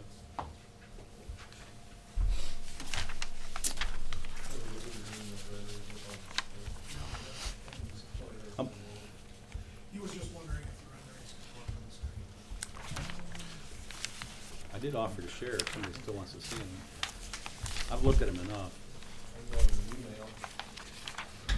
I'm not. And I'm assuming there's a building just in the renderings, and this isn't what's before us anyways. It's the SUP, but I'm assuming there's a building to the west Which is of the proposed, Yeah, which is supposed to get there. right, and at that point And is, we're hoping to right, be coming to see you soon, okay.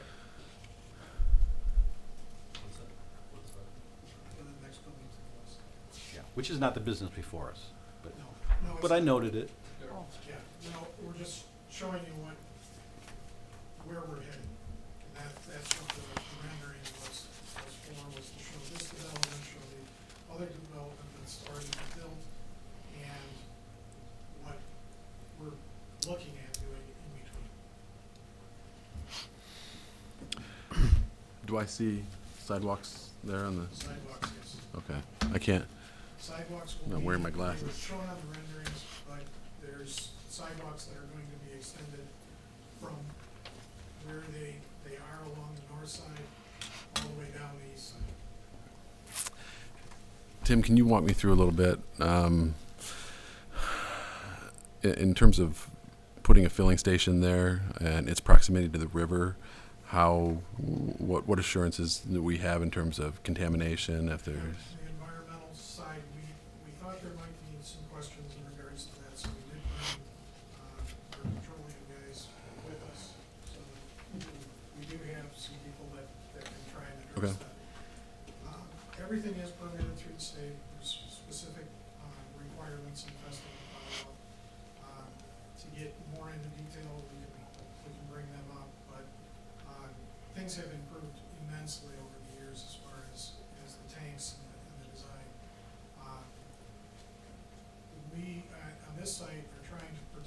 much as possible. If you see the concrete pad that is sort of in the southeast corner, Mm-hmm.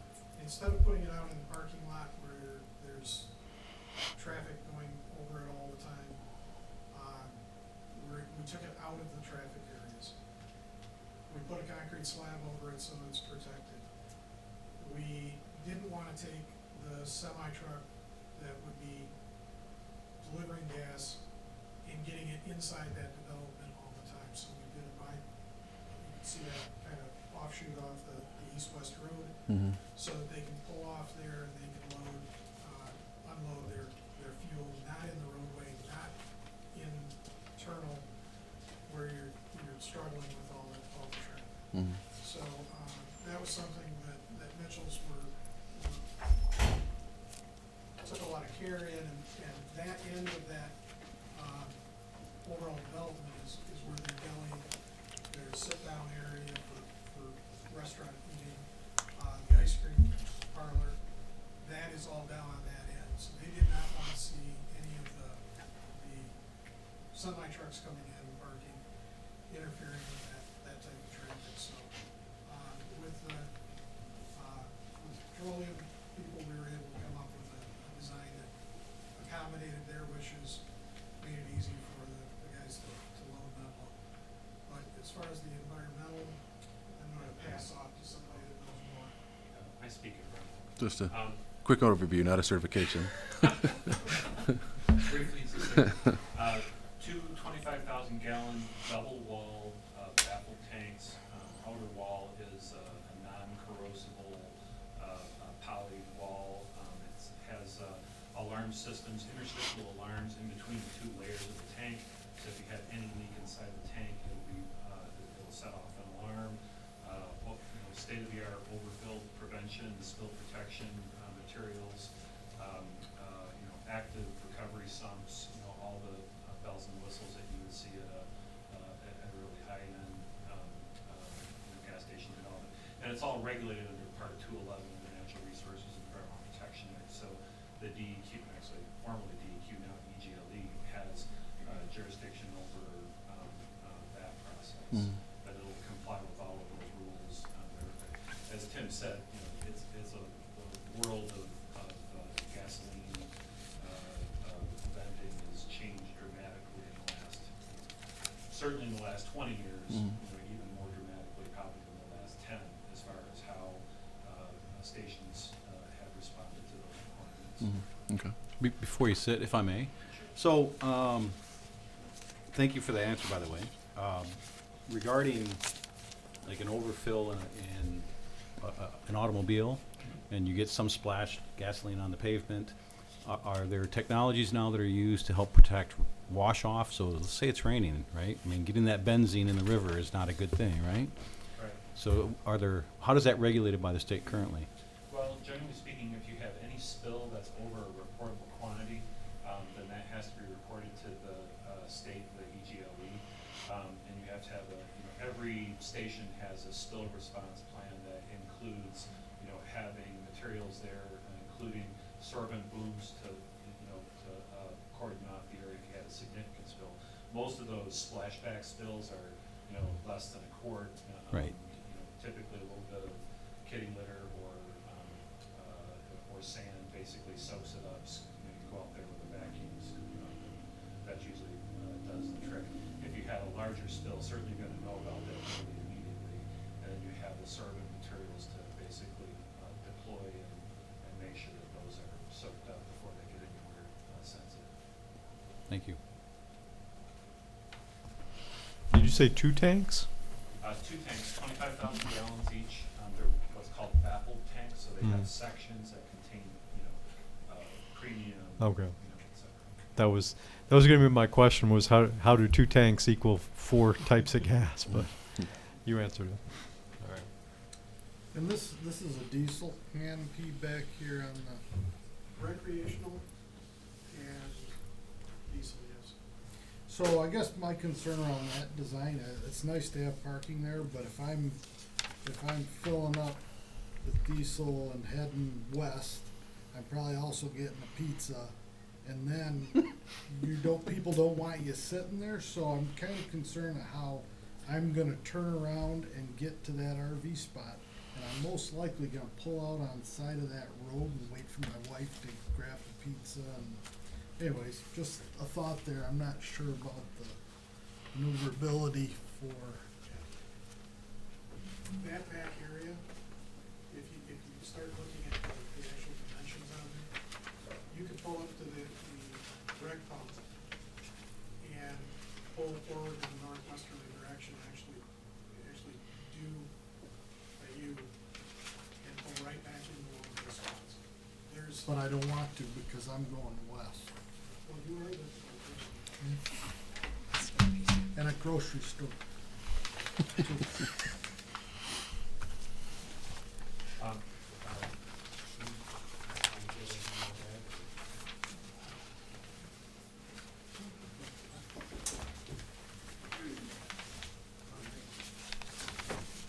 Jamie Mitchell, 8386 South Federal here in Shepherd. Well, we just wanna, ready to expand our deli. We feel like we've gotten pretty good, feedback from everybody on it. We see a lot of familiar faces. We wanna be able to expand and, do more of what we're already good at. We feel that, adding a filling station to it would allow us to serve, more people, and show them what we're about. So I think that, altogether this would be a great thing for this side of town. And it would make that corner look a lot nicer as well. We're excited. We want it to be a destination. So the first thing you see when you're coming into town, the last thing you see when you're going out. And it'd be like a one-stop. So you can come in and you can fuel up, like you said, grab your pizza. We'll have the beer, we'll have the liquor, we have our deli. So we want the opportunity to grow here. We just love the community. Everybody's been very gracious. So it's, we're really excited about the opportunity. I would only point out that if you sell whiskey and you sell vermouth, you kind of got to sell bitters too. Just FYI. So.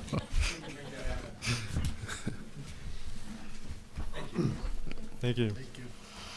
And I don't want to belabor your time any further, but I just wanted to point out that we, as is customary, when we present one of these, we prepare proposed findings of fact, basically draw facts from the application and from the site plan and other dynamics of the development. And if you look in your materials, you'll see that there's some proposed findings that go through each of your criteria, both the general criteria under 30.3 and the special criteria under 30.4. I know you're probably going to cover each of those elements individually, so I won't go through a recitation of them, but if it is helpful, there are some materials there that might help you grasp facts to support the matter. Thank you. Thank you. Further questions? I don't think at this time, but you'll be hanging out. Are we ready to start going through our list? Okay. So, would you like me to read them as I always do? Please. Okay. All right. So we'll start with the main ones, and then we'll go to the ones that are specific for filling stations. The special use shall be designed, constructed, operated, and maintained in a manner harmonious with the character of adjacent property and the surrounding area. Agreed. Agreed. Okay. The special use shall not change the essential character of the surrounding area. Good. Great. The Well, spe- I did only just want to point out that I know everybody's aware, but the special use, specifically the filling station, the deli is used by right. So Right. just, we're separating the two as we talk about it. Yeah. It's also already there. But. The special use shall not interfere with the general enjoyment of adjacent property. Adjacent property is commercial, so. Hey, grab a bite when you're storing. Well, I think it's helpful to see the site plan, even though we're not approving a site plan today, because it does show us where things will be. So, no, and I think it's laid out well. I don't I don't think, yeah.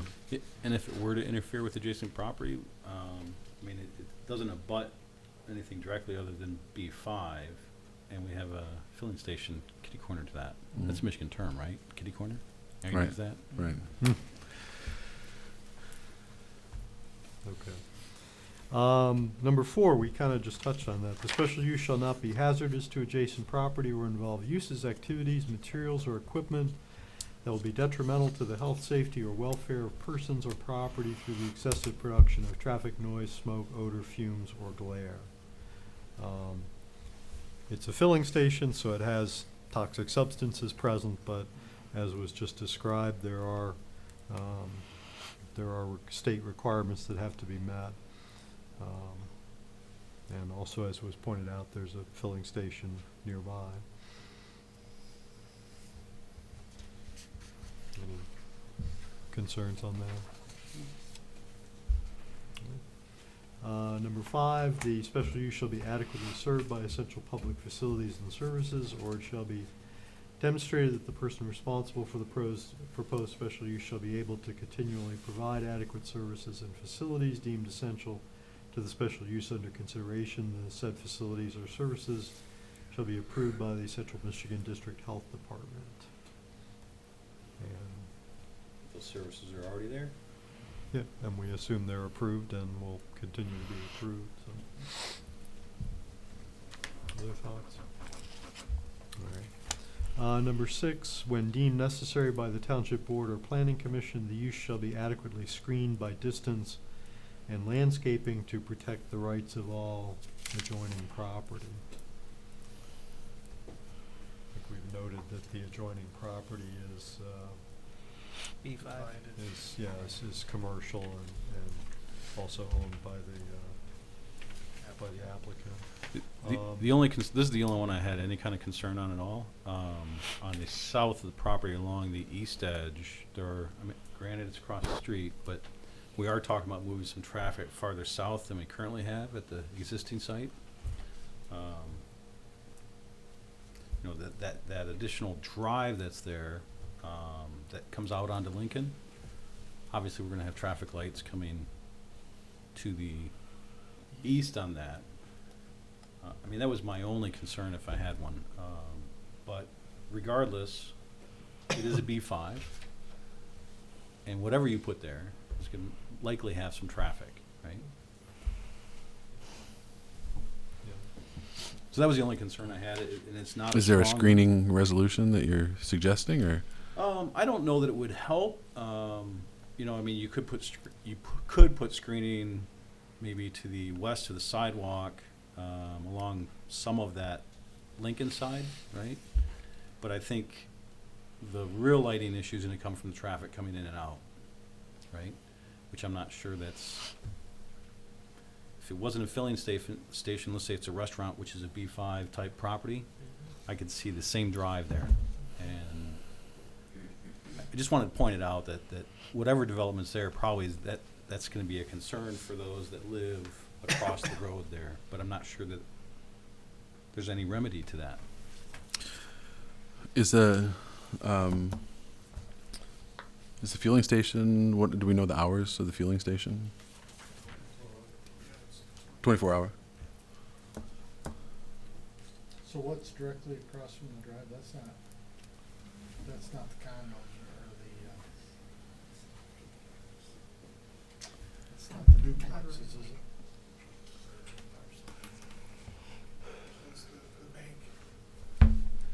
So traffic coming headed east out onto Lincoln is Yeah, it's gonna roughly come the out bank. right on the south edge of that property. As you Yeah. can see in the, Right about where that access drive is, right? Mm-hmm. slightly offset, but yes. So probably the only That resident there That's that's. showing on the drawing. Right.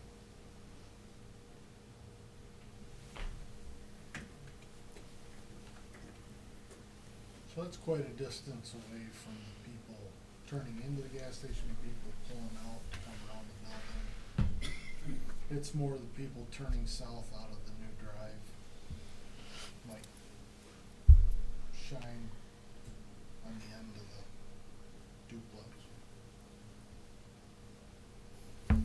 Yeah, I'm not sure there's a good remedy to that. Like I said, anything without an SUP may have that same exact situation, so I just wanted to bring it up. That was my one concern as I looked at the property, was that first residence. Just not sure there's anything that we can do about it. I don't really think you can screen right there, and I think Yeah, the die you is already can't. cast. You have to provide access to the site. Right. And You have it's to let people leave once they've gotten on. it's right? being developed anyway, so. In any event, I don't need to belabor it. I wanted to bring that up, unless you have thoughts. Other comments on that? All right. Number 7. The Township Board or Planning Commission, in connection with approval of any application, may require a reasonable undertaking by the applicant to guarantee and assure by agreement, including a performance bond to be posted by the applicant or by some other reasonable surety arrangement at appropriate stages of the planned development, that the development will be executed in accordance with the approved plan. So.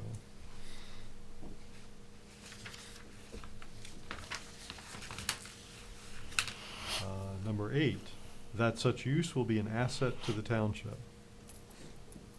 Yes. I think so. Okay. And then the last two are kind of just procedural. Requirements and conditions of each individual special use permitted shall be complied with unless otherwise mentioned within this section.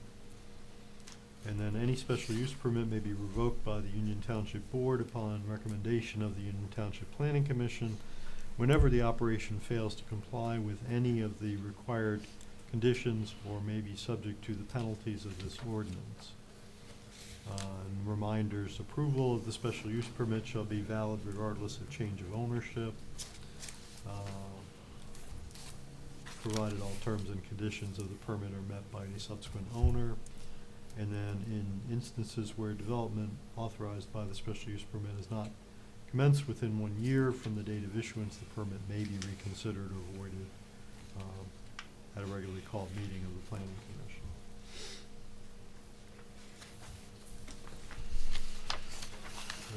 May I make a general comment? Yes, please. And it's not related to the applicant as much as it is the zoning rewrite. As we look at this, number 7, I never understood why number 7 is in the SUP, because that seems like that ought to be part of the SPR, site plan review. Because an SUP is approved fairly independently of an SPR. And why would you bond something in an SUP? It should be the SPR that we're bonding, right, if the need is there. And so I think as we look at our rewrite of our ordinance, kind of want to revisit that. Thank you, Chair. Okay, thank you. All right, so I'm moving on to the section dealing specifically with filling stations. This is on page 30-9. It's letter I of this section 30.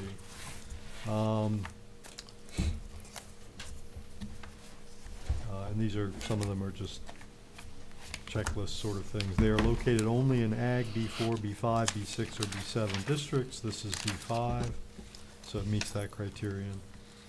And this next one was addressed to some extent earlier. The curb cuts for access to a filling station shall not be permitted at such locations that will tend to create traffic hazards in the streets immediately adjacent thereto. Entrances shall be no less than 25 feet from a street intersection measured from the road right of way or from adjacent residential districts. I think Mr. Beebe pointed out very well that there's plenty of room for stacking to the corner, so accessibility should be there. It says they're gonna use the existing curb cuts on it. Mm-hmm. Is that in this Oh, one? this is, Yeah. I mean, it's in the, right? That was, Are they not? yeah, that was my mistake.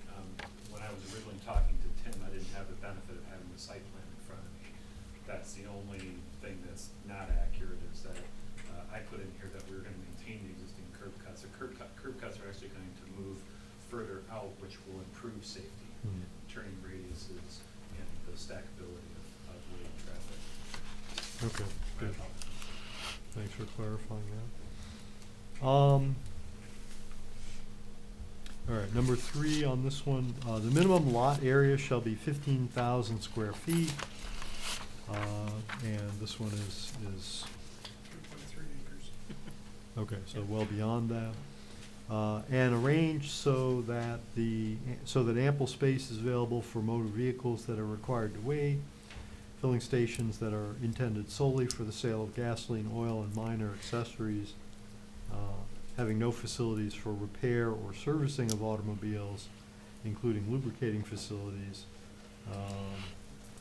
may be permitted on lots meeting the minimum lot area requirements of the district they are located in. Well, this one does not have those facilities, but again, the lot is substantially larger. No principal or accessory building shall be closer than 50 feet from any abutting residentially zoned boundary line, or in any event within 100 feet of any existing residential dwellings located on abutting property. There's nothing residential in any abutting property, is that correct? Yep. And then driveways and parking areas as specified in section 3.4.B.2.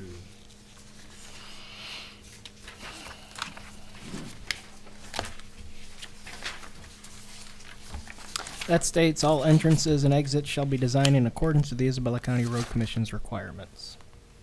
Then it goes on to further state, A, all sites shall provide points of ingress, egress that are located upon a major thoroughfare or upon a public road. Local traffic movement shall be accommodated within the site, so the entering and exiting vehicles will make normal and uncomplicated movements into or out of the thoroughfare. All points of entrance or exit should be located no closer than 200 feet from the intersection or any two streets or highways. All vehicles should have clear vision approaching a public street within 100 feet of the street for a sight distance of 500 feet in either direction along the street. And where points of ingress and egress are located upon a major street or thoroughfare, deceleration lanes should be provided at points of ingress and egress. Okay, Sorry. Brian.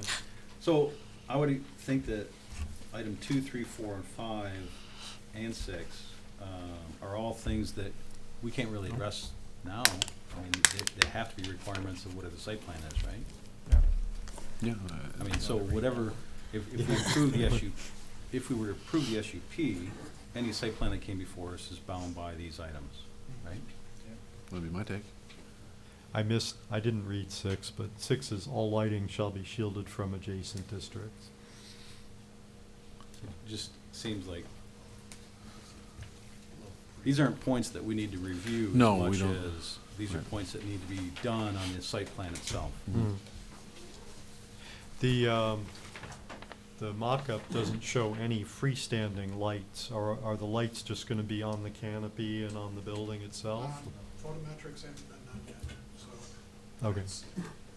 We first will put all the lighting on the building, then the lighting on the canopies, and then look for dark spots. Okay.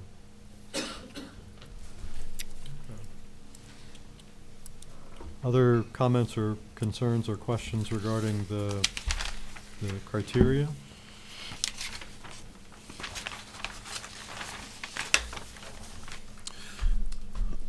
If this goes for approval, do you have an estimated build-out date? Open and operational before, well, we want it enclosed and ready prior to any snow. And process-wise, we're looking at, and the way, one of the reasons how this was laid out, why, is that building can be built while there's still motion. So I can get that building built, move them in, get them up and running, and then come back and do the filling station portion. Okay. So, perfect reminder for me, segue. I'm sure I'll be asked, Yep. how long does, during that transition of moving from the one store to the new store, How long is that anticipated? I'm just kind of more curiosity, so. You would have to have somebody else. It's frankly, controlled more by Liquor Control Commission. because, Really? yeah, the license actually has to be same license, it's gotta transfer to another location.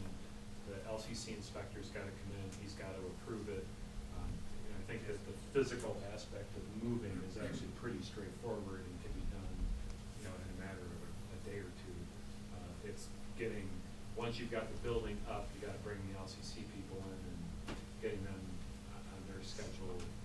But I'm assuming you could stay in the existing footprint until you get that and then transfer. So it sounds like you're not gonna be out of business for more than a few days, We probably. can transfer the business part over, we just wouldn't be able to sell alcohol until Alcohol. we got Yeah. that license. So when people want their pizza, they won't have to wait more than a few days, it sounds like. All right.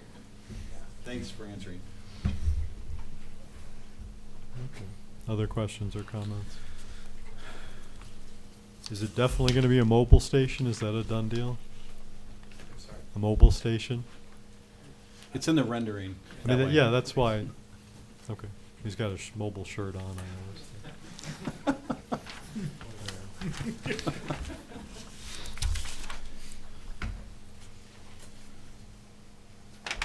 Okay. Well, it sounds like, I mean, the consensus is that this is a good project, that it's harmonious with the surrounding area, that it would be an asset to the township. There was some discussion of screening, but it seemed like that isn't really something that's practical in this situation, so it doesn't sound like there would be any specific conditions tied to this as a filling station. They're typically open late hours, except the ones in Remus, which close at 10.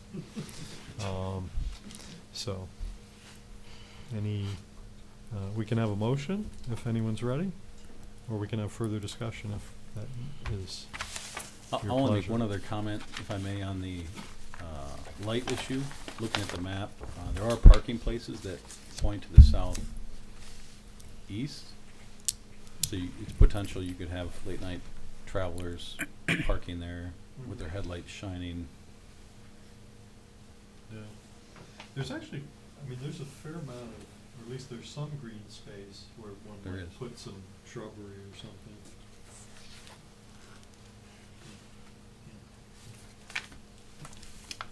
Was that a hand? You recommend approval.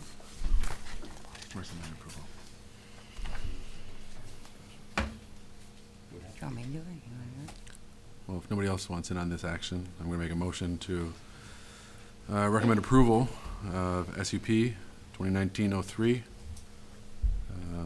to the board with, I don't think we have any special conditions. Well, the condition you'd want to place is that a site plan is a reviewed. and Oh, approved. I'm sorry, yes. Pending site plan review and approval. Support. So the motion was by Buckley to recommend to the township board approval of special use permit 2019-03 with the condition that the site plan be eventually presented and approved. And the second was by Shingles, is that right? That's correct. Okay. And no conditions. Further discussion? Ready to vote? All in favor, please say aye. Aye. Aye. Any opposed? Motion carries. Thank you.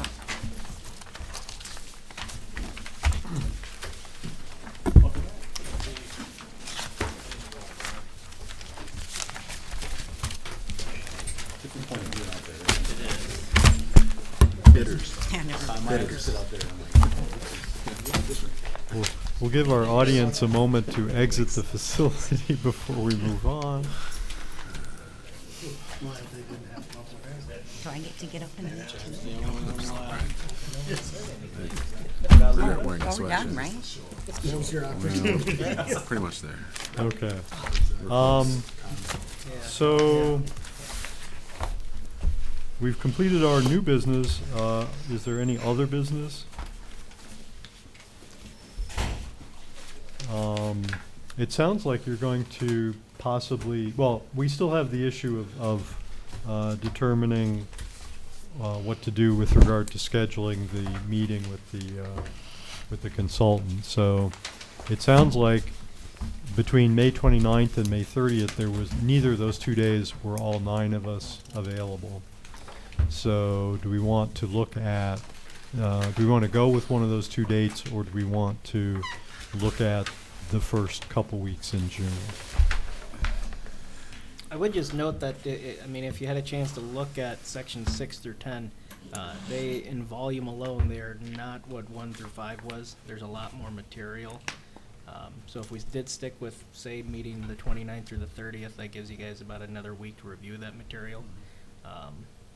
So I don't know if some on the commission would even like, you know, the additional weeks to look at all the material.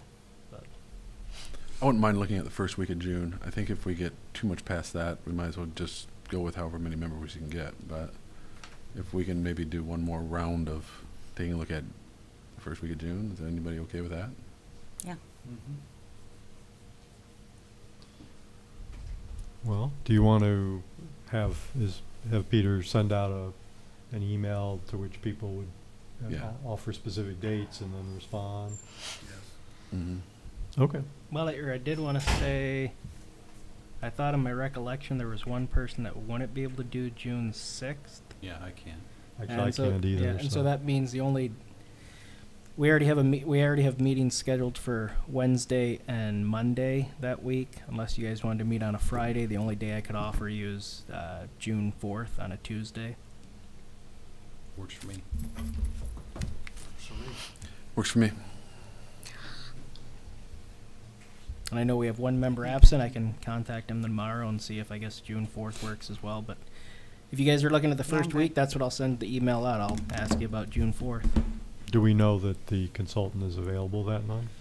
I let Chris know that we were looking at specifically May 29th, the 30th, and the first 2 weeks of June.